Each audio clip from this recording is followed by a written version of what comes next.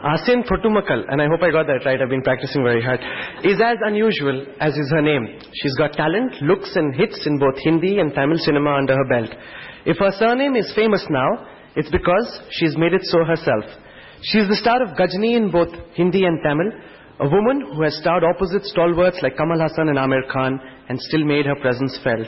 A star of Bollywood and Tollywood with fans all the way from the Hindi heartland to Tirunavanthapuram. Asin, you've made it in Bollywood without a godfather, and in that sense your life is an example of how it is possible to succeed without a foothold in the system. Can you say that you've survived without compromising with your ideals?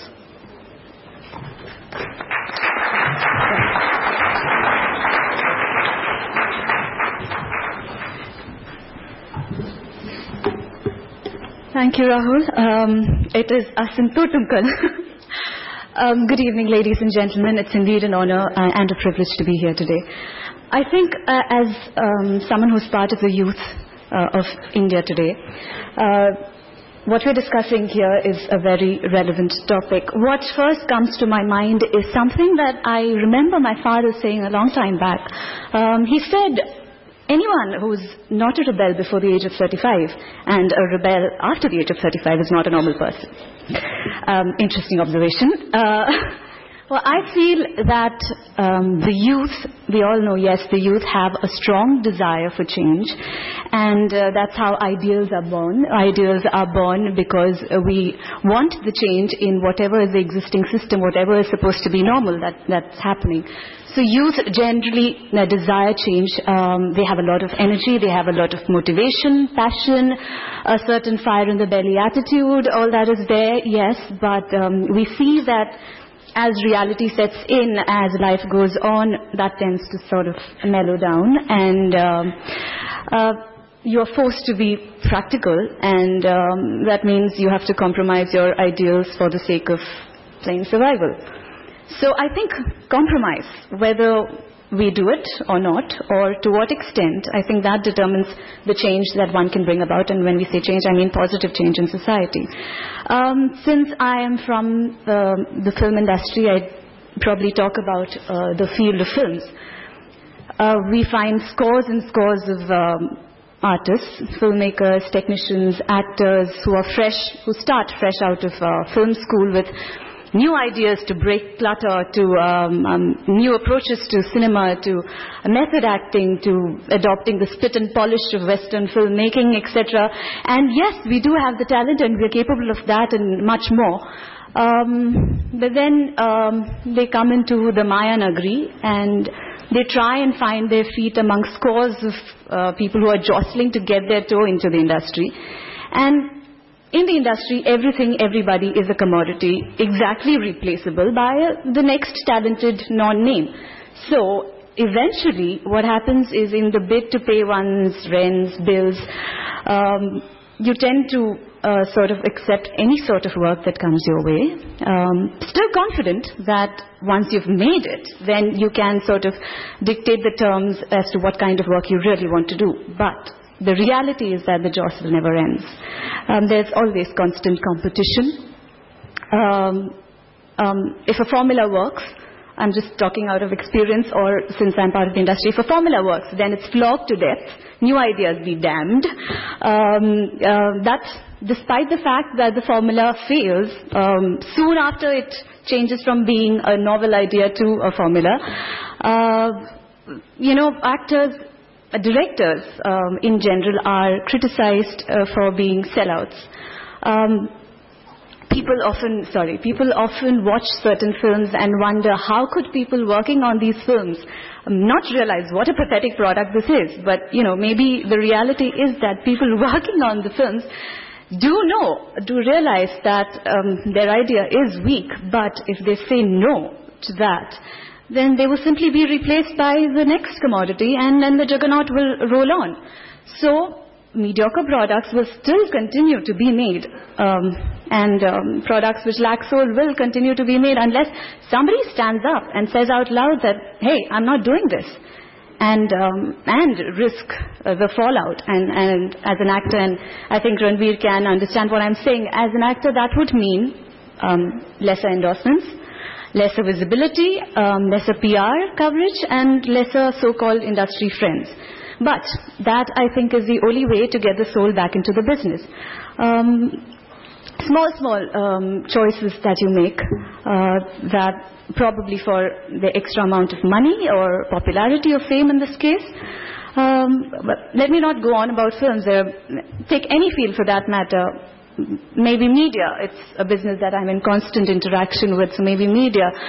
I'm sure that half of the journalists that who we call the hacks of today are people who started out wanting to change the world, but then came the low-paying, long hours in the edit room, the paid,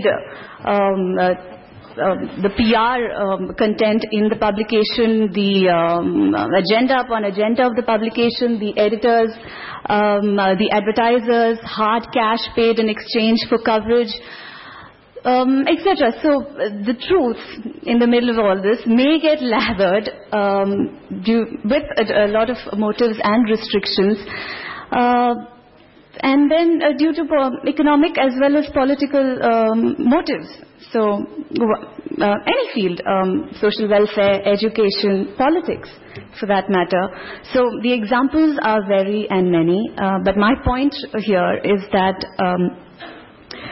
the selling of values and integrity is never one clean sweep. It is a layered process. It is brought about by a lot of factors like economic necessity, herd mentality, also a fear of loss, and basic, I feel, self-preservation. All of this very valid human instincts. So I feel that we should stick together and create an order which where integrity is built into the system, and also as individuals hope to not compromise too much or minimalize our compromises. That would probably bring about the change that we are looking for. And also we as individuals should have the courage to stand by our ideals. To make changes, we need to think differently and to stand by those thoughts and act bravely upon it. So, so those are my thoughts on change and how to bring that about. And when I mean change, as I think everybody is capable of change, not just the youth. The youth maybe even more because they have a lot of energy, like I said, a lot of power, a lot of motivation and drive. But everybody, in the smallest of ways, it need not be some explosive, drastic, radical, revolutionary change. But in the slightest of ways, I might be giving a very silly example, but since Rahul mentioned my name, let me just give you a short history on that and relate it to what I am saying right now. I'm born to a very traditional Orthodox Kerala Catholic family. So according to the system, I am to be named after my grandmother and called Mary. But my parents wanted to not create any segregation on the basis of caste, creed, religion, or even sex. They believe in humanity, so they named me Asin, which is A is from Sanskrit, the first letter of the alphabet, and Sin, of course, from English. Put together means without sin, pure, without any blemish. So they sort of thought out of the box. I'm sure my father faced a lot of emotional blackmail from my grandmother, but they did make that little change. And another, I'm not saying that made a whole different change in society, but at least it kind of made me want to live up to my name or strive to do so. And now in the position that I'm in, if those thoughts of secularism, of humanity are in my activities, then that might probably influence the people, some of the people in the society too, because of the so-called celebrity status that I might carry. So I was just saying small changes and just relating to the name thingy. Small changes can make a difference and bring about a lot of greater changes in society and we can move towards progress. And what is progress and development? I think that is progress and development is something that happens when there is a sincere attempt at steering reality towards idealism. So I think we are definitely aiming at development, and like Tanya ma'am said, it's time to create a new reality. So thank you all so much for your time and listening to me.